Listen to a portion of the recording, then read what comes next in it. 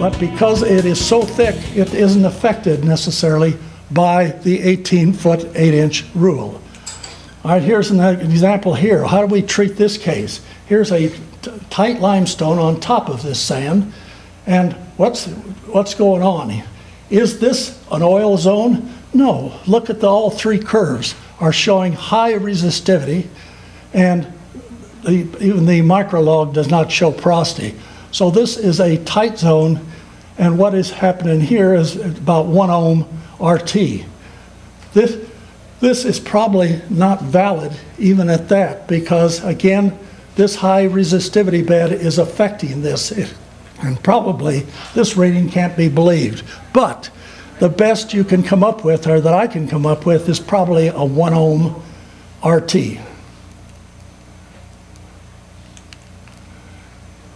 Let's see, I think probably that's, well, all right, here's a good example. I'll take the last one, I'll take it at the bottom. Here's a very dense reservoir in this point, and then sitting right underneath here is a porous.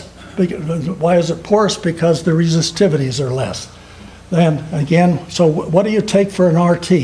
Here is again probably, here's 10 or 12, something like this. Here's a transition of 10, 12. Here is probably 5 to 6. If I had to take a number, then to analyze this, I would take probably a figure of 5 or 6 ohms. And you say, man, he's just guessing out there, and I am. But based on the other curves and based on experience, then that's probably pretty close. And I will show you at the end what difference does it make between 5 ohms and 9 ohms and what we're trying to get out of this particular well. The summary, again, the main purpose of the SP, in my opinion, is the permeability. If you have an SP, you have permeability.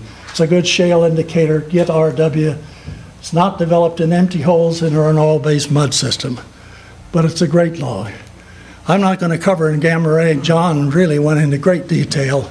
Richard did some of it in there as far as this is the natural gamma ray.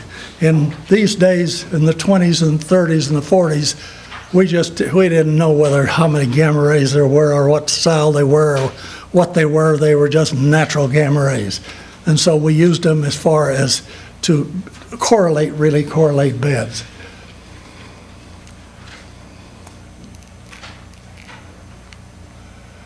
Here's again an illustration. Here's radioactivity in this particular here. And I'll just go on here. I think you can see the SP. It's just a good illustration of John covered it so well. This effect of speed, John mentioned speed. If you want a good gamma ray, even in modern logs, if you do a log today or tomorrow, if you really want a good gamma ray, slow it down. Sometimes people are too fast and they lose a lot of the resolution of the gamma ray. Here's a comparison of the SP and the gamma ray. Again, here's again, like John talked about, this is the gamma ray. Here's the SP, gamma ray, SP. They surely are correlatable. Neutron log. I'm a big believer in the neutron log. I know there's problems galore. John and I argue all the time. You can't believe they are neutron log. I know it. You can't really, there's so many things that can go wrong with it. But if you brought her to the dance, you better dance with her. Because if you're working with old logs, you got to use what you have. And the neutron is a very popular, in Kansas and Oklahoma, it's a very popular log. And I'm going to show you how I analyze it. It's not it's been around for years as far as the logarithmic style.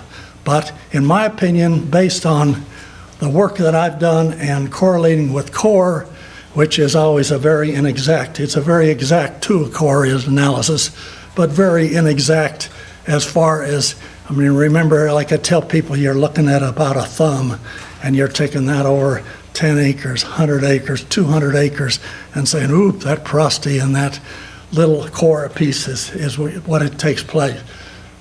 But it's not too reliable in gas reservoir, but it is, in my opinion, it's accurate to within, say, about 2 porosity units. And that's about as good as any of the logs get, to really be honest. Again, these are the things that I won't go into detail. You can read yourself. These are strongly affected, the neutron affected by open hole, the salinity, the temperature, borehole size, standoff, the mud cake, mud weight, everything in the world can affect the neutron. One of the logging companies, who is one of the big logging companies in the state of Kansas, and for several years they had big problems with their neutron. So I went and did a lot of research on them and comparing their logs to other people's logs and so on and so forth, and I'm not going to mention their name. I called them up and said, I think you got a problem. And they told me to mind my own business. How can anybody working for the state think they know anything about logs?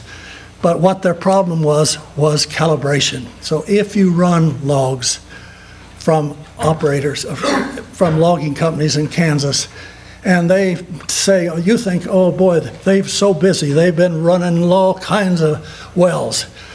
Don't think that's good. That's not necessarily good. If they haven't had time to get back and recalibrate occasionally, you can get some mistakes, and they made some bad mistakes as far as the neutron. But this wasn't due to the log, it was due to them not having the time to go back and calibrate.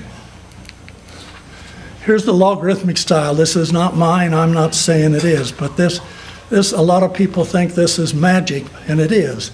Again, here's a new, there's thousands of these wells in Kansas, we'll say. Again, these would be the lateral log gamma ray. These would be anything. And so anyway, here's the Prosty tool. Again, you lay it, they found out, comparing it to cores and in production and everything else, that it is a logarithmic solution. You put it somewhere up around here, around, say a shale is 35 to 40%. You don't have to be exact. The tight zone that you find here is 2 to 3%. Lay it logarithmic along and read it. Why does this work so well? It might not be real accurate here at 40% or at 35%, might not be extremely accurate at 2 and 3%, but where are your reservoirs that you're looking at? They're probably in here, which is the typical, from 10% to 20%, 25%. And again, from my experience of thousands and thousands of wells, this tool, if you use it, is within a couple percent Prosty units. It's been correlated with, again, with cores. It's been used quite a bit. Now, the companies, I trust the companies. If the company puts this on their tool, then I trust it. Why do I? Because they don't put anything bad on there, and if they have that works in their particular tool, and they have justified this on their tool over a long time, then it must be pretty close. And so if they give you one, if it's reasonable, then I go ahead and use theirs. Now this is a dresser one here. So to me, this is a good tool, good analysis. I used that, I gave this before, it's 2 to 3 Prosty units, 35 to 40 at the cleanest, and logging operator, if it seems right, then it is good. Here's just a technique where you can come in with the index. This is the Prosty, this is the true Prosty. And this again gives you limestone. Just I put it in there to use if you so desire. This is just a typical gamma ray neutron log. And again, the illustration, or if you read the literature, they always say, well, the ones encased hole aren't as good. Well, they probably aren't. But if that's all you have, and that's a lot, in Kansas, that's a lot of what we have, is actually the perforating log. And if that's all you have, it works. I've done enough of them that it works very well. I'm sure I'd much rather have it run before they put the casing in, but unfortunately I can't. The microlog. Again, this was covered here, the microverse and the 1x1.